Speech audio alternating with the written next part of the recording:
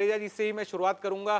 Sir, दिल मांगे मोर, इस बजट में क्या क्या उम्मीदें आप रख रहे हैं? तीन ऐसी चीजें आपको जो लगता है कि इस बजट में वित्त मंत्री को ध्यान देना चाहिए, और अगर ये तीन चीजें आती है तो इकोनॉमी के लिए, कॉर्पोरेट इंडिया के लिए काफी बेहतर होगा।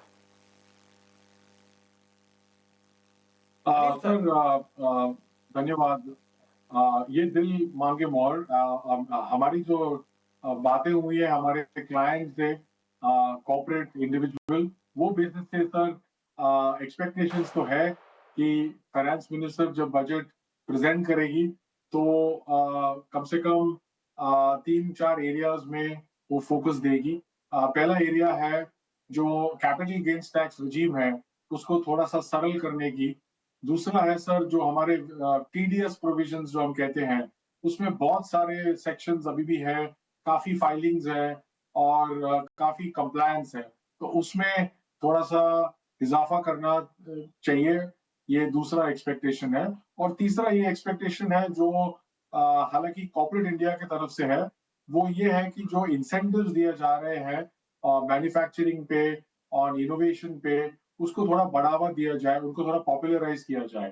तो ये 3 एक्सपेक्टेशंस हैं जो हमारे डिस्कशंस में बाहर आ रही है हमारे क्लाइंट्स के साथ।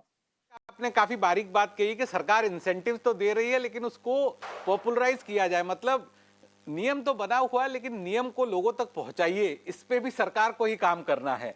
ठीक है, आगे और चर्चा करेंगे आपसे, लेकिन गुलजार डिडवानिया साहब भी हमारे साथ है, पार्टनर डिलॉयट इंडिया के, जो इनडायरेक्ट टैक्स, कस्टम और ट्रेड से जुड़े मुद्दों पर करीब से नजर रखते हैं, पैनी नजर रखते हैं। गुलजार साहब, बहुत बहुत स्वागत है हमें वक्त देने के लिए। सर, हमने देखा 22 सितंबर से जीएसटी 2.0 तो लागू हो गया। आप क्या मानते हैं या आपकी इच्छा है कि अब वक्त आ गया है कि कस्टम 2.0 भी लागू हो जाए? धन्यवाद अनुराग। जैसा कि आपने बोला कि जीएसटी 2.0 सितंबर लास्ट ईयर में आया था, वैसे ही माननीय वित्त मंत्री ने दिसंबर में बोला था कि मैं अब कस्टम्स सीमा शुल्क में दूसरे रिफॉर्म्स लाने की तैयारी कर रहे हैं। तो इस बजट में काफ़ी सारे डिस्कशन चल रहे हैं, काफ़ी सारे विश्लेषण हो रहे हैं, जिसमें ये चर्चा की जा रही है कि कस्टम्स में जो रिफॉर्म्स लाने हैं, वो किस तरह के रिफॉर्म्स हों। तो मेरे हिसाब से हम जितना ही व्यापार को सरल बनाने के लिए रिफॉर्म लेके आएँगे, जिसको हम ट्रेड फैसिलिटेशन बोलते हैं, वो अपने जो भारतीय बिज़नेस है उसको एक बहुत ही कॉम्पिटिटिव बनाने की दिशा में एक अहम कदम साबित होगा।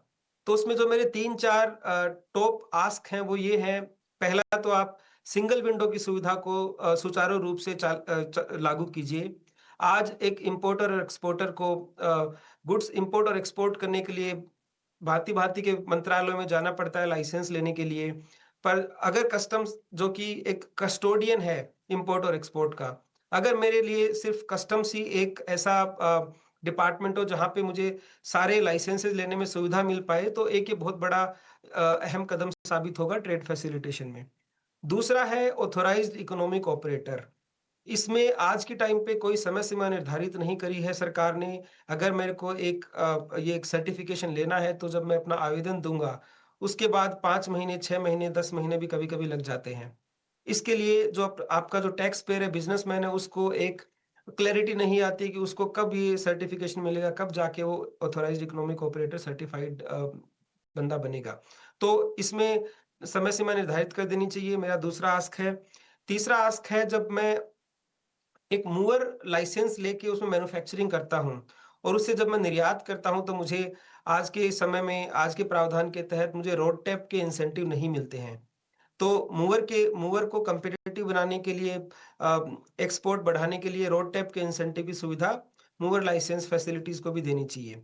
चौथा और बहुत ही महत्वपूर्ण आस्क है कि जियोपॉलिटिकल टेंशन को चलते हुए कुछ सेक्टर ऐसे हैं जहाँ पे एक्सपोर्ट में कमी आई है। हालाँकि भारत सरकार ने जो आंकड़े पेश किए हैं, एक्सपोर्ट बढ़ रहा है बाकी कंट्रीज़ के अकॉर्डिंग, बट अ, काफ़ी सारी जियोपॉलिटिकल अनसर्टेनिटी आई है, जिससे जो एसईजेड है उसमें काफ़ी आइडल कैपेसिटी हो गई है।